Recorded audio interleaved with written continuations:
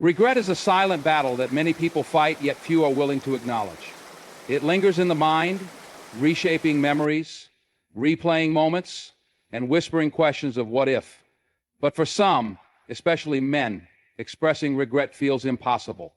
Not because they don't feel it, or they feel it deeply, but because admitting it means revealing a part of themselves they've worked so hard to protect. Society has long dictated that strength is measured by resilience, by the ability to move forward without looking back, without second-guessing decisions. And so, even when regret weighs heavy on the heart, it remains unspoken. It's not just about pride. It's about survival in a world that often punishes vulnerability. From a young age, many are taught that expressing regret is a form of weakness. Be a man, they're told. Don't dwell on the past. So they bury it. They convince themselves that what's done is done, that speaking about it won't change anything. And maybe on a surface level, that's true. But silence doesn't erase regret. It only forces it to take a different shape. It turns into defensiveness, avoidance, or even anger. It builds walls between people, making relationships harder to maintain. It creates distance not just from others, but from themselves. Regret doesn't just exist in the mind, it manifests in actions. You see it in the man who avoids eye contact with the one he's wronged, in the friend who suddenly grows distant after an argument he refuses to acknowledge, in the father who struggles to connect with his child because admitting past mistakes feels too big, too daunting. Some try to make up for their regrets in subtle ways, through favors, through gestures that seem out of place. Others retreat into themselves, hoping time will erase what words cannot. But time does not erase regret. It only gives it a quieter place to live. The hardest part is that regret demands to be acknowledged, yet fear keeps it hidden. Fear of what admitting it might mean. Fear that it won't be accepted, that it won't be forgiven. Fear that once spoken, it will linger in the air, never to be taken back. So instead, he carries it. He hides it behind a steady voice, behind a confident stance, behind a carefully constructed image of someone who has no regrets at all. But silence doesn't free a person from regret, it chains them to it. Because no matter how much they try to suppress it, it remains. And until they find the courage to face it, it will always be there, waiting. People build walls for a reason. Sometimes it's to keep others out. Other times it's to keep themselves from facing what's inside. Regret has a way of creeping into those spaces, filling the silence with thoughts that are too uncomfortable to confront. But admitting regret means exposing a weakness, and for some, especially men, that is the one thing they have been taught never to do. From a young age, they are conditioned to believe that strength is in control, that emotions must be managed, not displayed. Vulnerability is something to be avoided, because once the door is opened, who knows what might come rushing out. So they keep it locked away. They convince themselves that if they don't talk about it, it doesn't exist. That if they push forward, if they bury it deep enough, it will eventually disappear. But emotions don't work like that.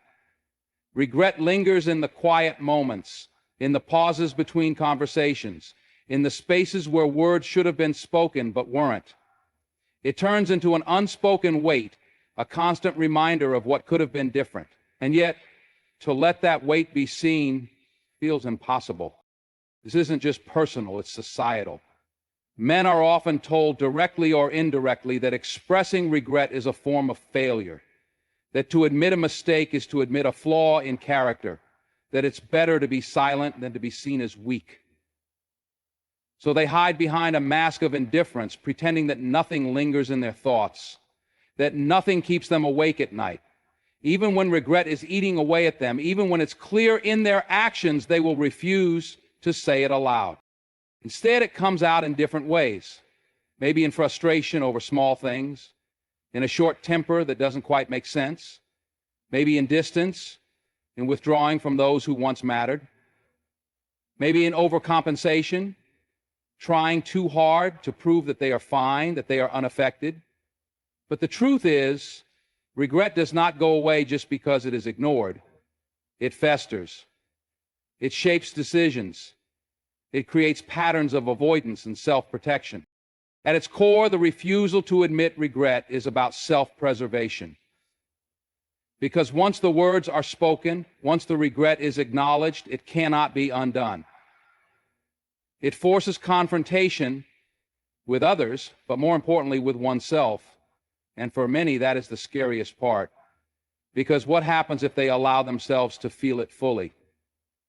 What happens if they admit that they were wrong, that they wish they could go back, that they carry the weight of their choices? So they stay silent, they build their walls higher, they tell themselves that moving forward is the same as moving on. But deep down, they know the truth. Regret is one thing, but saying it out loud is another. There's a reason some people will never admit their mistakes, never say the words, never let anyone see the weight they carry. It's not that they don't feel it, it's that admitting it feels too dangerous. The moment regret is spoken, it becomes real. It becomes something that others can judge, something that can be held against them. And for many, the risk of that is simply too high. Saying "I regret it" is more than just an acknowledgement. It's a confession. It means opening the door to consequences, and consequences can be unpredictable. Maybe the person they wronged won't accept their apology. Maybe admitting fault will change the way people see them. Maybe it will force them to confront parts of themselves they aren't ready to face. So instead of speaking the truth, they hold it in. They act like they have no regrets, even when every decision they make is shaped by the ones they wish they could undo. Fear plays a powerful role in silence. Fear of rejection, fear of losing respect, fear of being seen as weak. No one wants to admit they messed up, that they made a choice they wish they could take back. In a world that rewards confidence and decisiveness, regret feels like a stain, a flaw in the armor. So they tell themselves that it's better left unsaid, that saying it won't change anything, that the past is the past and it's useless to dwell on it. But the truth is, avoiding it doesn't make it disappear. It only makes it grow in the shadows. And then there's the fear of losing control. Admitting regret means stepping into uncertainty, not knowing how others will react. Maybe they'll forgive. Maybe they won't. Maybe it will change things forever. And if they don't say it, if they keep moving forward as if nothing ever happened, then at least they can control the narrative. At least they can convince themselves that they are still in charge. But deep down, they know they're not. Because regret isn't something that just goes away. It lingers. It shapes them, whether they acknowledge it or not. So they bury it. They distract themselves. They double down on their choices, even when they know they were wrong. They convince themselves that admitting regret is pointless, that silence is strength. But silence doesn't erase what was done. It doesn't undo the past. It only leaves the words unspoken, hanging in the air, waiting for the moment when they can no longer be ignored. Regret doesn't always come in the form of words. More often than not, it shows itself in actions. Subtle, quiet, almost unnoticeable unless you know what to look for. A person may never say, "I regret what I did," but you can see it in the way they hesitate before speaking, in the way they avoid certain topics, in the way they try in their own way to make up for what they cannot say out loud. Because while pride, fear, or even shame may stop them from admitting their regret, it doesn't stop them from feeling it. Sometimes it looks like withdrawal. They might pull away, create distance, not because they don't care, but because facing what they've done is too painful. Being around the person they've hurt is a reminder of their mistake, a weight they'd rather not carry in the open. So instead, they retreat, hoping that time will ease the tension, that silence will erase the past, but it never really does. The distance only deepens the regret, making the words even harder to say. Other times, it looks like overcompensation. They become overly kind, overly accommodating, as if small acts of goodwill can erase the mistakes that still linger between them and the person they wrong. Maybe they suddenly start checking in more, offering favors, trying to be helpful in ways they never were before.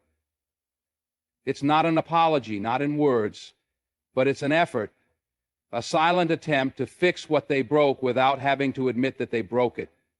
Because saying I regret it feels too big, too heavy, too final. So instead, they show it in small ways, hoping it's enough. Then there's the weight of avoidance. Some people act as if nothing ever happened. They carry on with their lives, refusing to acknowledge the past, refusing to engage in any conversation that might bring it up. But that avoidance is its own kind of confession.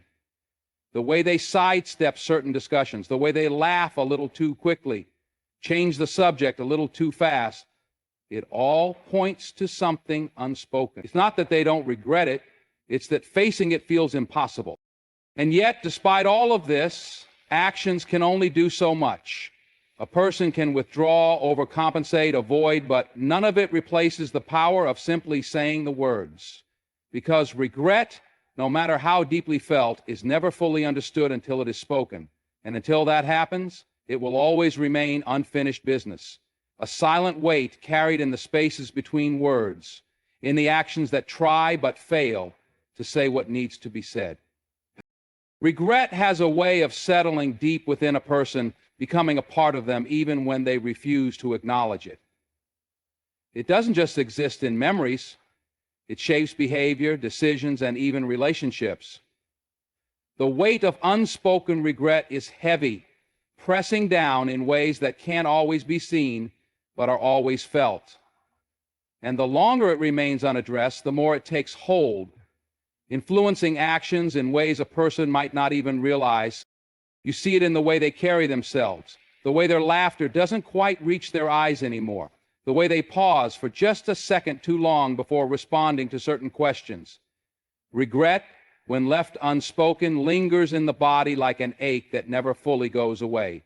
It creates restlessness, an inability to be fully present because part of them is always stuck in the past. They replay moments in their mind, wondering what they could have done differently, what they should have said, what they wish they could take back. But instead of facing it, they push it down, hoping that if they ignore it long enough, it will disappear. But it doesn't disappear. It changes them. It makes them more cautious, more hesitant.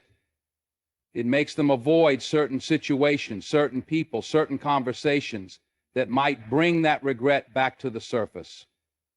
Sometimes it makes them defensive, quick to anger or irritation when something reminds them of what they refuse to admit. Other times it makes them distant, detached from the people who care about them the most.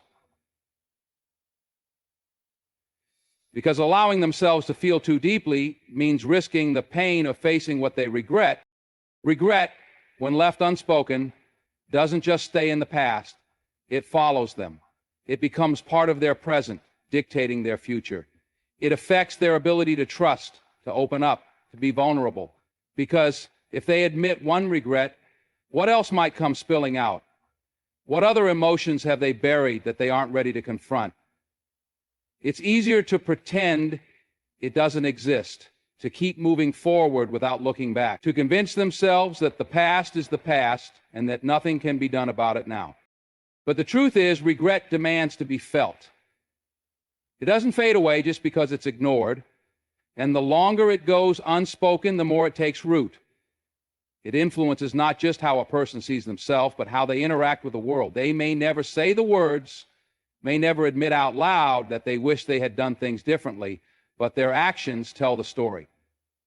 Their silence speaks volumes. And whether they realize it or not, the weight of what they don't say is shaping them more than they ever intended. At some point, silence becomes heavier than the words that were never spoken. Carrying regret without ever releasing it creates a cycle, one that repeats itself, shaping the way a person moves through life, shaping their relationships, shaping the way they see themselves. But breaking that cycle isn't easy. It requires facing what has been avoided for so long. It requires letting go of the fear of what might happen if they finally say the words they've held inside. And for many, that is the hardest part. Admitting regret isn't just about saying, I wish I had done things differently. It's about being willing to face the emotions that come with it, the guilt, the shame, the fear of judgment. It's about recognizing that mistakes don't define a person, but refusing to acknowledge them can. Because when regret is left unspoken, it turns into something else. It becomes bitterness, resentment, self-doubt. It creates walls where there should be bridges. And the longer it's left unaddressed, the harder it becomes to break through. But healing starts with honesty. It starts with accepting that regret is not a weakness, that it is not something to be ashamed of, that admitting mistakes does not take away from a person's strength. In fact, it does the opposite. It allows for growth, it allows for change, it allows for the possibility of something better. And yet, taking that first step feels impossible when someone has spent years, maybe even a lifetime, believing that silence is the safer choice. Forgiveness, both from others and from oneself, is a crucial part of breaking the cycle. But forgiveness cannot happen without acknowledgement. A person cannot be forgiven for something they refuse to admit, and more importantly, they cannot forgive themselves for something they will not face. The past cannot be rewritten, but it can be learned from. The weight of regret does not have to be carried forever, but it will never lift on its own. It takes effort, it takes courage, it takes being willing to say, I regret it, not just through actions, not just through unspoken gestures, but in words, because words matter. The truth is, everyone has regrets. Everyone has moments they wish they could change, choices they wish they had made differently, but regret doesn't have to be a prison. It doesn't have to be something that defines a person forever. Breaking the cycle means recognizing that it's never too late to acknowledge the past, never too late to take responsibility, never too late to seek forgiveness or offer it. But that can only happen if the silence is finally broken.